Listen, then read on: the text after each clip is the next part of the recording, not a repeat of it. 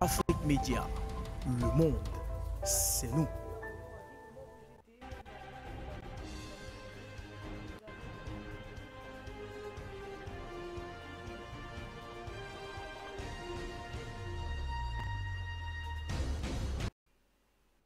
Mesdames, Messieurs, bonsoir et bienvenue au grand journal sur télévision panafricaine.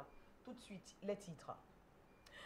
En République centrafricaine, le gouvernement a vivement rejeté le lundi 4 avril 2022 les accusations d'exaction portées par le Haut Commissariat des droits de l'homme de l'ONU à l'encontre de l'armée et ses alliés russes.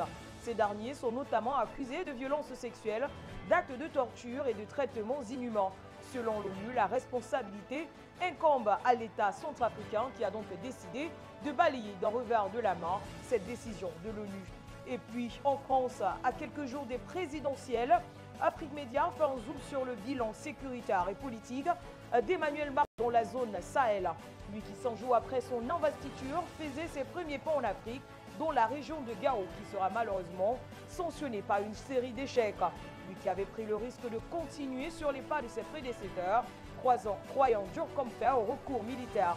Le dernier échec en date, le retrait des troupes Takuba et Barkhane du Mali. Retour sur le bilan sécuritaire et militaire d'Emmanuel Macron dans la zone Sahel, à suivre dans quelques instants dans ce journal. Mesdames, Messieurs, c'est tout pour la vitrine.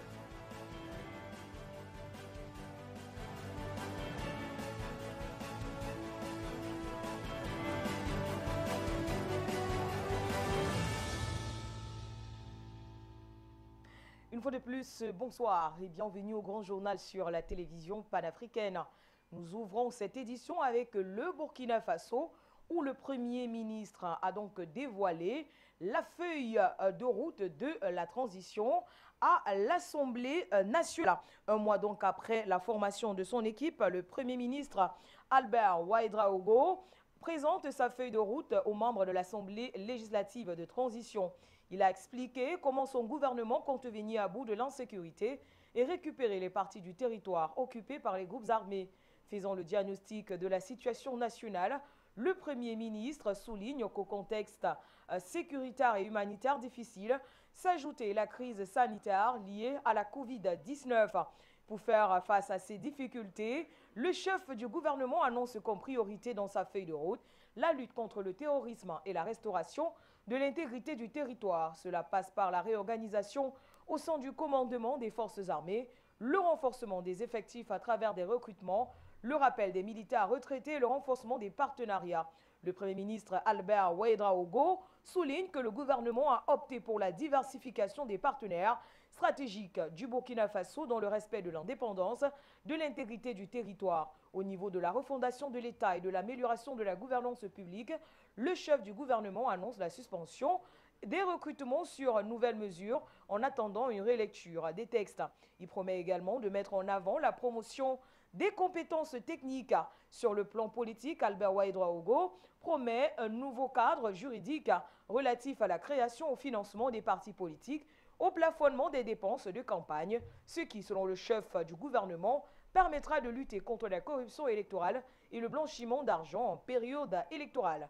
Pour finir, le Premier ministre a annoncé des mesures prioritaires dans le cadre du processus de la réconciliation nationale.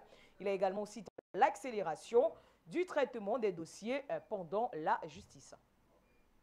On va juste à côté, notamment au Mali, pour dire que la France est en train de mettre tout en œuvre pour tous les moyens possibles, bien sûr, pour déstabiliser l'armée malienne sur le terrain.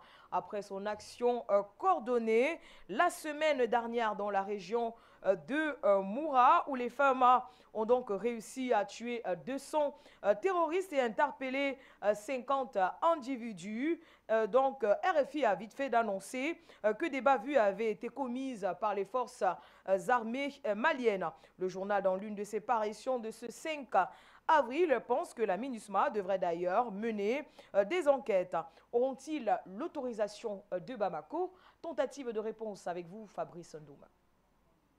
La France fait feu de tout bois pour rester au Mali et par conséquent au Sahel, alors que la mission multidimensionnelle intégrée des Nations Unies pour la stabilisation, dit-on, au Mali, a jusqu'en juin pour libérer Bamako définitivement. Celle-ci laisse croire, aux oreilles de certains Africains naïfs, qu'elle a encore un pouvoir d'action au pays du colonel Assimi Goïta. Ce mardi 5 avril, RFI Afrique a laissé paraître une réflexion somme toute ambiguë.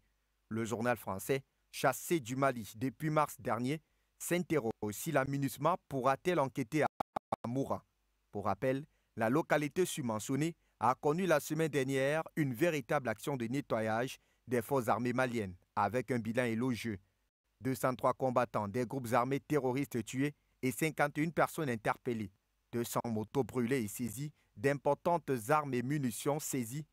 Plus encore, aucune perte côté forces armées maliennes. Un rapport qui visiblement agace.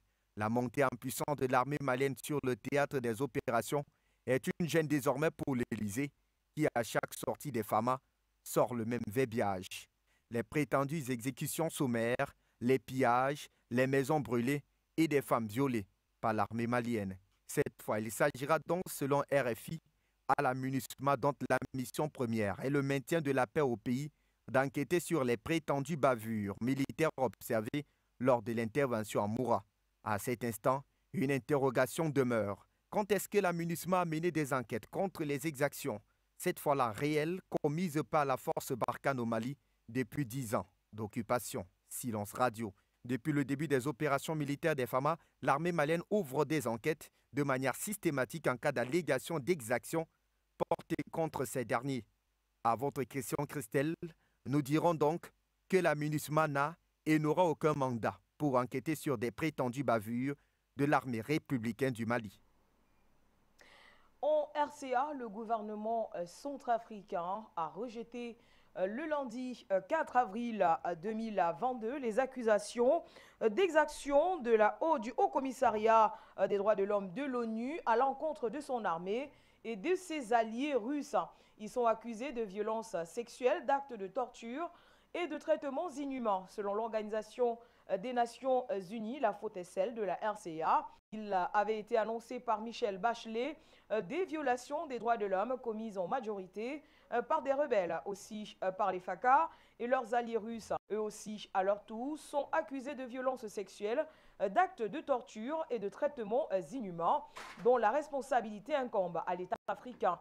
Dans un communiqué des Nations Unies lors du dernier trimestre de l'année 2021, la MINUSCA a annoncé avoir documenté environ 363 incidents de violation des droits de l'homme, d'abus et d'infractions au droit humanitaire international qui concernent 848 victimes. Toujours d'après ce communiqué, près de 59% des incidents ont été attribués aux groupes armés signataires de l'accord de paix de février 2019, alors que les forces de sécurité nationale et leurs alliés étaient responsables de 40% des incidents. Le gouvernement de Bangui a donc riposté en démentant les conclusions de ce rapport. Pour le porte-parole du gouvernement centrafricain, 16 Ghislain Djorié, le rapport fait état des morts dans la ville de Boyo, alors qu'après vérification, c'est faux, il n'y a rien, estime-t-il. Des propos si confiants qui mettent donc directement en doute toutes les accusations déversées par le rapport de l'ONU. Il réitère que ce rapport est contraire à la réalité sur le terrain et qu'il s'agit tout simplement d'une manipulation avec pour but ultime de salir l'image de la RCA.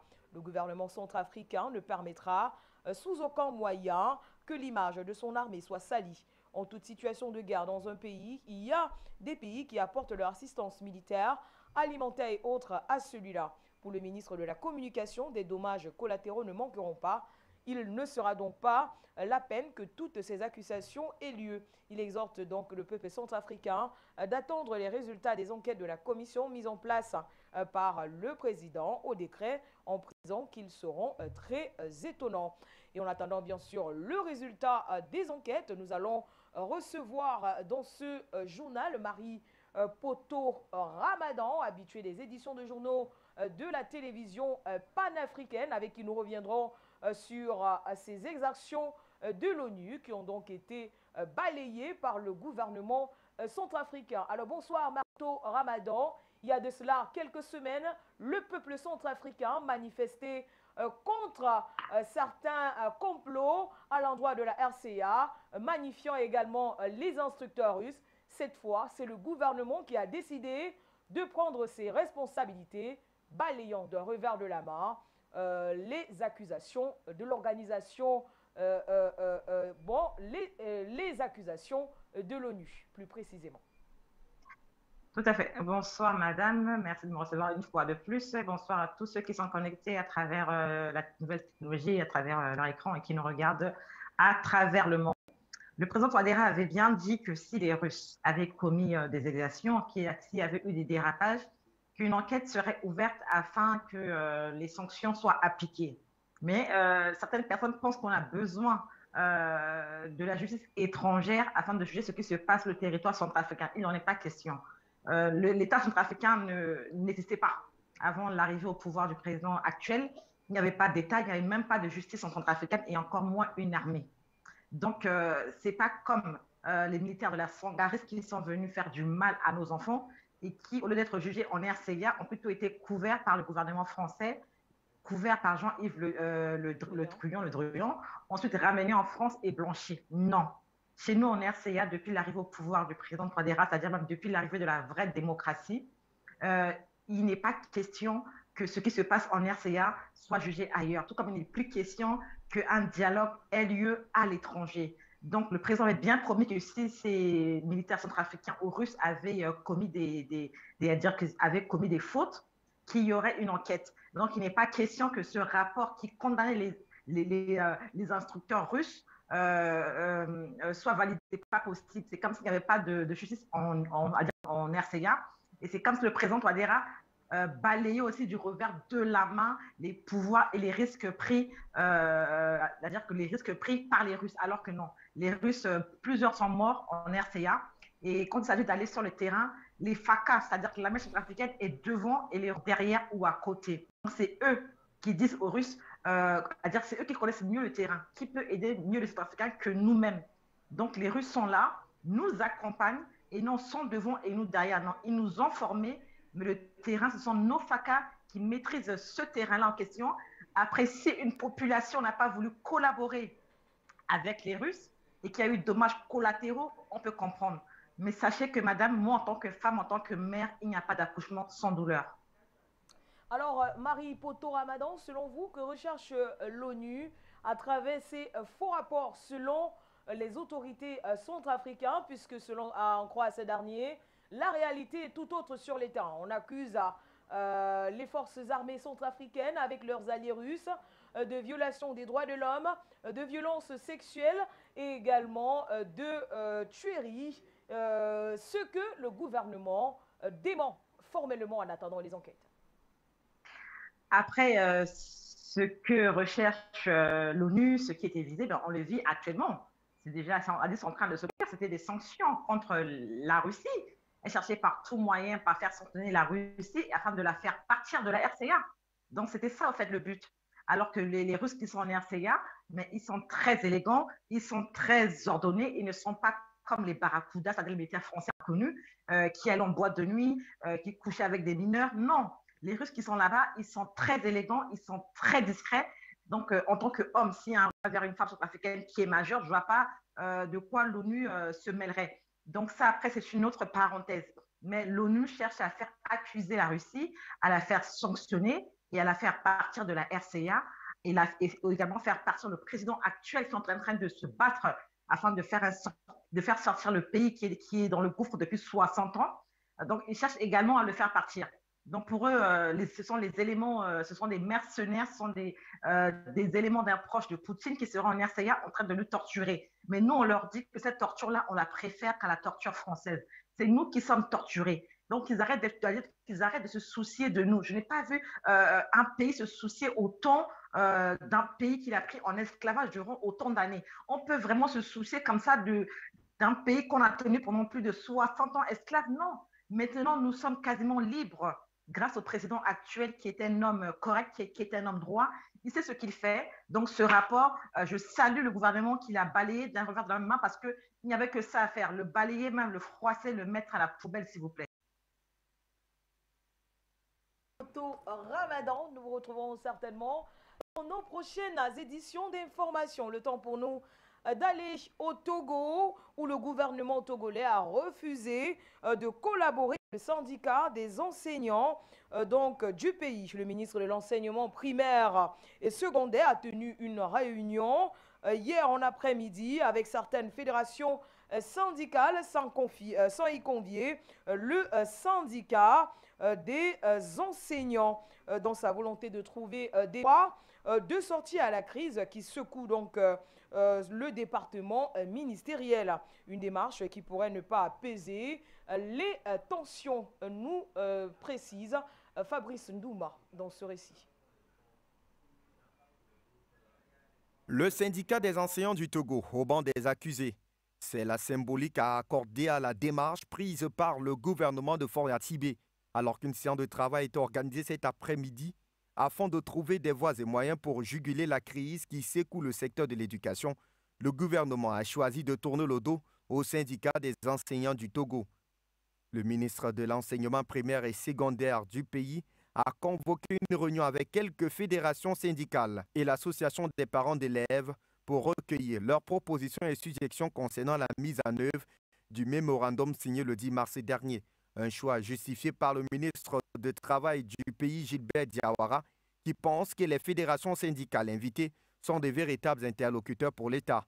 Pour le gouvernement, ce syndicat des enseignants du Togo n'est pas légal et donc ne pouvait pas être convié aux échanges. Le SET a lancé un préavis de grève qui s'est suivi des faits ce lundi, ne fût-ce qu'à l'intérieur du pays, où de Lomé à Sinkassé, plusieurs écoles ont été vidées et les enfants se sont retrouvés dans les rues. Certains, privés de leurs professeurs, leur réclament, quand d'autres sont allés chercher les élèves dans les écoles privées pour demander à rejoindre leur mouvement.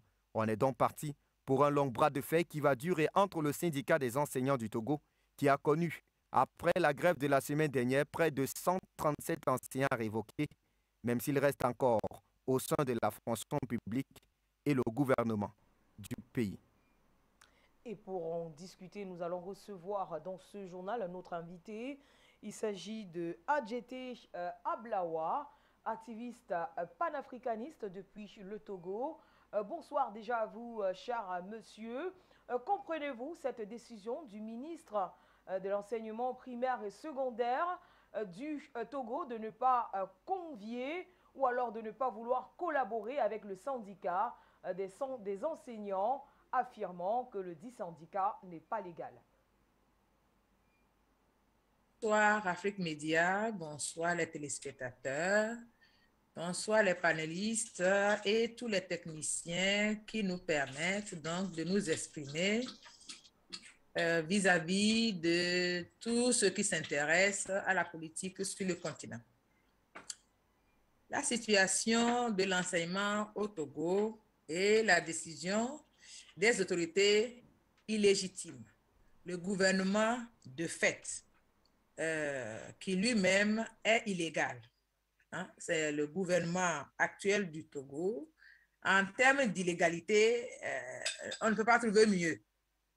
Je ne sais pas si quelque part au monde, il y a un gouvernement qui ressemble à celui du Togo. Donc, pour aller traiter le syndicat des enseignants du Togo comme étant une organisation illégale, c'est que le gouvernement joue un peu comme de l'hôpital qui se fout de la charité. Mais ce sont les habitudes de la maison Togo.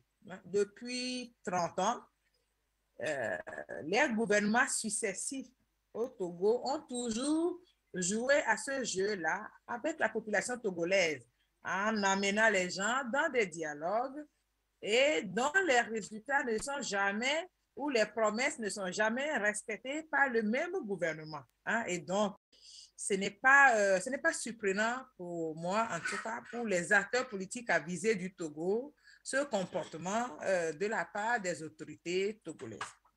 Bien.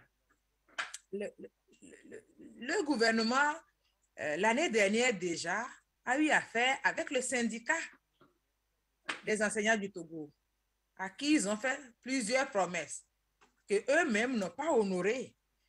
Je me souviens qu'ils avaient promis en ce début d'année un règlement d'un certain nombre de doléances de la part de ce même syndicat. À cette époque-là, ils n'ont pas trouvé que ce syndicat était illégal.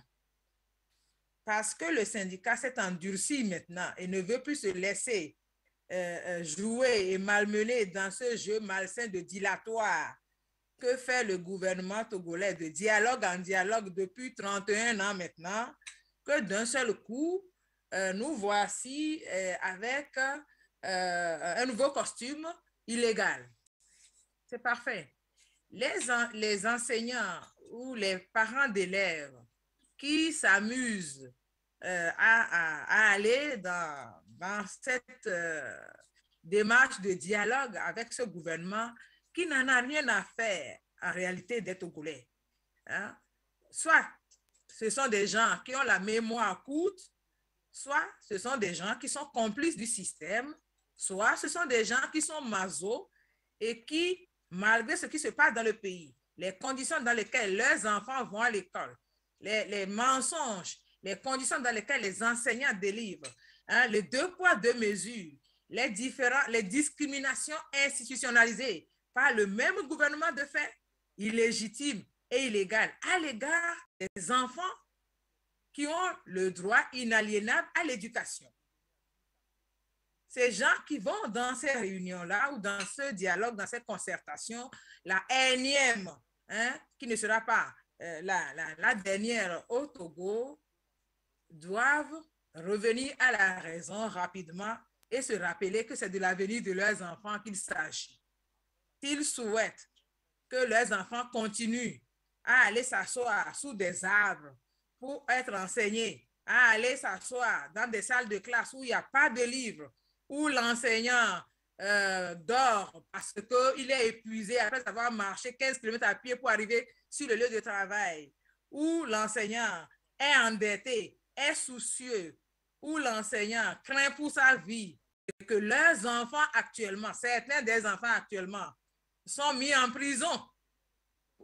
Voilà des élèves de 15 à 20 ans qui réclament leurs enseignants et que le ministre de l'Éducation, plus les autorités togolaises trouvent que la solution, c'est de les mettre en prison, s'il y a des parents d'élèves qui sont assez inconscients, qui sont assez masochistes, malveillants pour accepter d'aller s'asseoir avec ce gouvernement-là, c'est que le Togo est tombé vraiment très bas et qu'il va falloir trouver véritablement un déchoqueur pour secouer, shake it up, vraiment secouer le cerveau endormi de ces citoyens togolais qui sont complètement les derniers de la classe de ce qu'on peut appeler des citoyens dans une république digne de ce nom en Afrique de l'Ouest.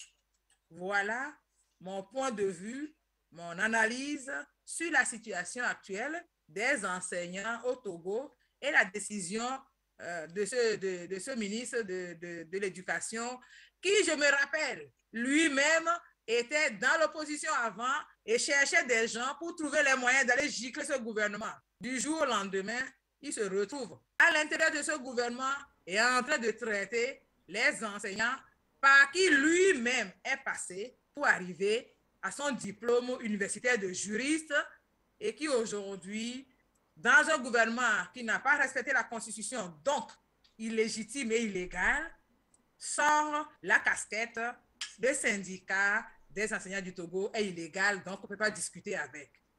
Merci. Je ne sais pas si on peut faire mieux que Emmanuel Macron sur le registre de tout et de son contraire en même temps.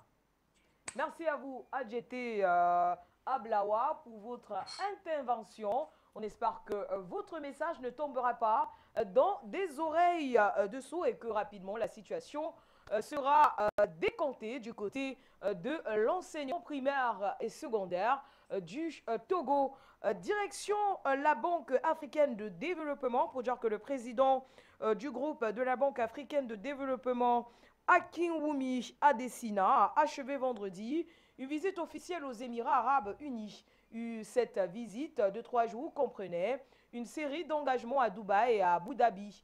La visite qui s'est déroulée parallèlement au sommet mondial des gouvernements durant les derniers jours de l'Expo 2020 de Dubaï a permis donc de tous les partenariats potentiels pour des investissements stratégiques en Afrique entre le groupe de la Banque africaine de développement et les Émirats arabes unis dans les domaines des énergies renouvelables, de l'agriculture, de la production alimentaire. Son Altesse Sheikh Maktoum bin Mohamed Al Maktoum, vice-dirigeant de Dubaï, également vice-président, vice-premier ministre et ministre des Finances des Émirats arabes unis et le président de la Banque africaine de développement ont discuté des opportunités stratégiques qui renforceraient les liens économiques entre les Émirats arabes unis, la Banque et l'Afrique.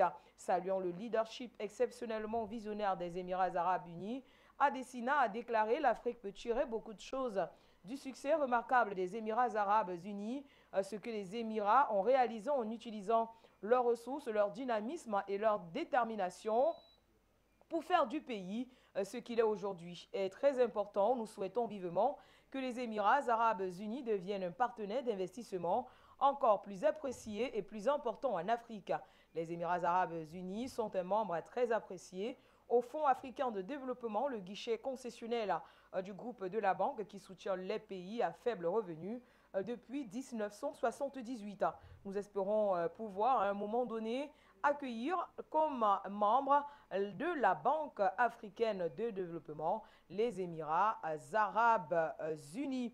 Le groupe de la Banque africaine de développement, on le rappelle, est le principal investisseur en infrastructure en Afrique et la seule institution financièrement du continent notée AAA. En recevant le président du groupe de la Banque africaine, le ministre d'État chargé des affaires africaines, Sheikh Chakbouk, a évoqué la volonté des Émirats arabes unis d'aider les pays africains à diversifier leurs économies, de fournir un soutien à leur valeur ajoutée aux petites et moyennes entreprises et également d'explorer les possibilités d'investissement dans le logement social et aussi de mettre en relation les jeunes entreprises fintech africaines avec des innovations qui leur permettraient donc de se développer et de prospérer sur le continent.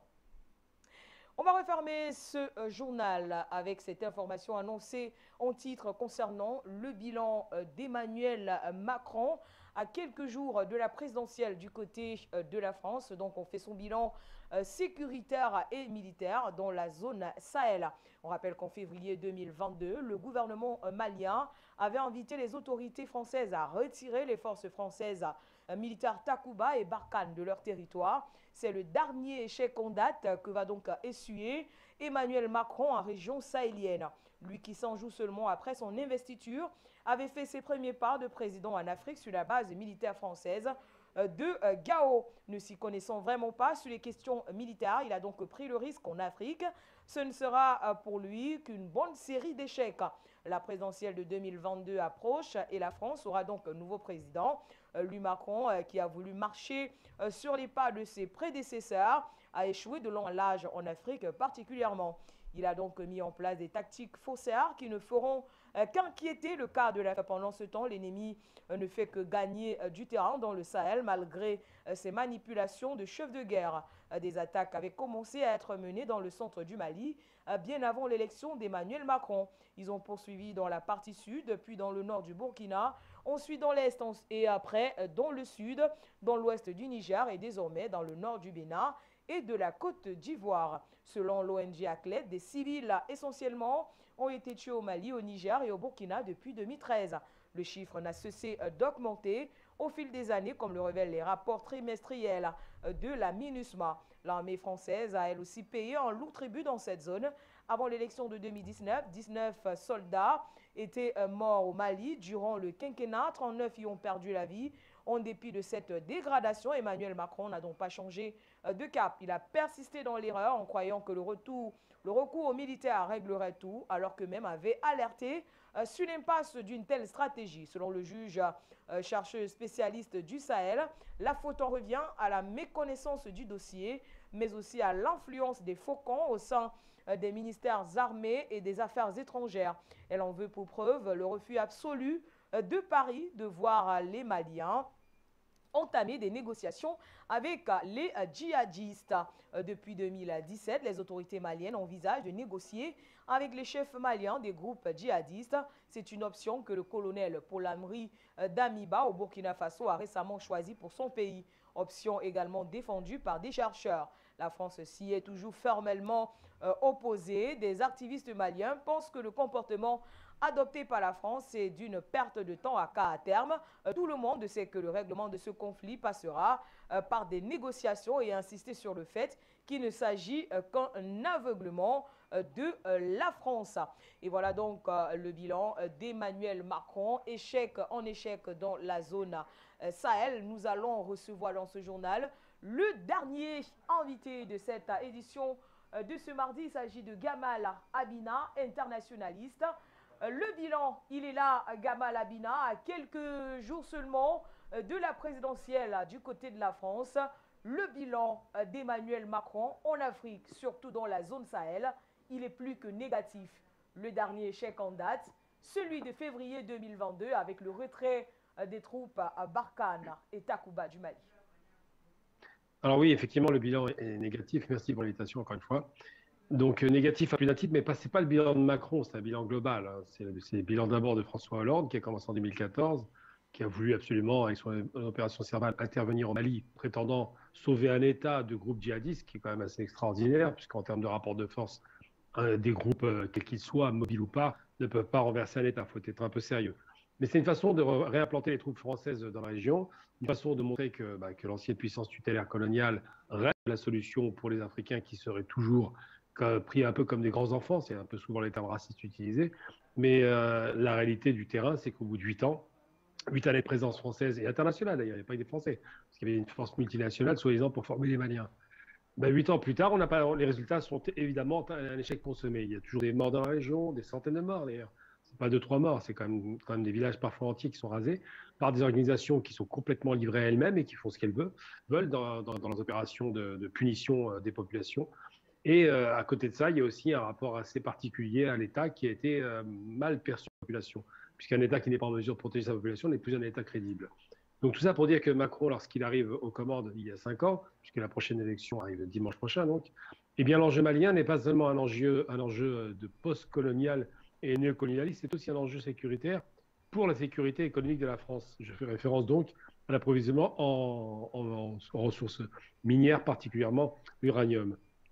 Et donc les Français sont inquiets pour leur approvisionnement, ont besoin de sécuriser la région et en même temps de garder une sorte de prétexte permanent d'un conflit de basse intensité avec des forces identifiées qu'on appelle djihadistes ou terroristes qui seraient dans le nord de la région sahélienne, qui auront des soutiens effectivement parfois dans les villages, des soutiens voulus ou pas voulus, mais surtout on se rend bien compte que s'il y avait une volonté affichée et farouche de la part des autorités françaises d'en finir, avec leurs moyens de surveillance, avec leur système de renseignement, avec leur appui aérien, ils pouvaient assez facilement en venir à bout, ils ne l'ont pas fait.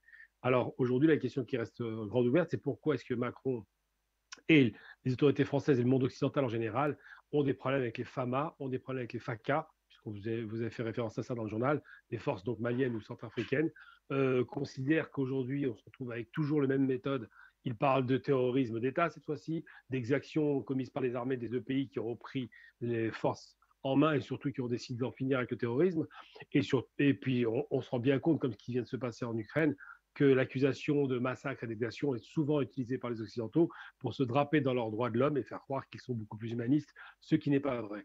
Il peut y avoir dans des opérations militaires effectivement des morts qui ne sont pas nécessairement voulues. Je ne crois pas que l'État malien ait l'intention de brutaliser la population, mais on se rend aussi bien compte que cette façon de dire attention, il y a des massacres sans preuve, d'ailleurs c'est souvent les enquêtes qui ne sont pas conduites ni ouvertes, permet de pouvoir dire à l'ex-puissance coloniale notre présence était meilleure et bénéfique puisque nous ne tuions personne. Ce qui n'est pas vrai d'ailleurs. On se rend bien compte qu'il y a eu des viols par exemple en Centrafrique et qu'il y a eu des exactions commises très souvent par les armées de l'ex-empire colonial qui ont des visées qui ne sont pas forcément très claires. Donc le rapport néocolonial, le rapport parfois raciste, le rapport souvent de maître à esclave, malheureusement on le retrouve régulièrement dans ces approches et l'intérêt de la France, ce n'est certainement pas que le pays puisse se prendre en main, que leurs armées soient pleines. Ce n'est pas l'intérêt de la France. Aujourd'hui, la France est en concurrence avec la Chine, évidemment, sur le plan économique, avec la Russie sur le plan militaire, même avec la Turquie d'ailleurs, puisque les Turcs approvisionnent pas mal de haute technologie dans ces pays, comme le font très bien les Russes. Il y a des transferts de compétences, de technologies, de matériel militaire de haut niveau. Donc ça inquiète les Français qui, eux, arrivent toujours avec leurs meilleures compétences, leur meilleure armée pour eux-mêmes. Ça la privatise et ne donne rien aux forces militaires qui auraient besoin d'être formées. Donc c'est vrai que le bilan de Macron sur les 5 années a été assez calamiteux. Après, je ne perds pas de vue une chose, Macron est l'homme de l'économie en France. Qu'est-ce que je veux dire par là? Il fait des économies, réduit la présence militaire dans les pays comme cela et préférait déléguer le travail aux forces locales. C'est délégué, c'est vrai, mais pas de la façon dont il voulait, puisque les Russes sont de la partie, ce qu'ils appellent Wagner, donc les coopérants russes, sont de la partie et posent problème à l'État français. C'est ce qui pose problème et effectivement, le bilan reste calamiteux dans l'absolu. Gamal Abina. Mesdames, Messieurs, merci à vous aussi de nous avoir suivis. Rendez-vous demain pour une autre édition du Grand Journal sur la télévision panafricaine. En attendant, les programmes se poursuivent sur Afrique Média. Merci une fois de plus de nous avoir suivis.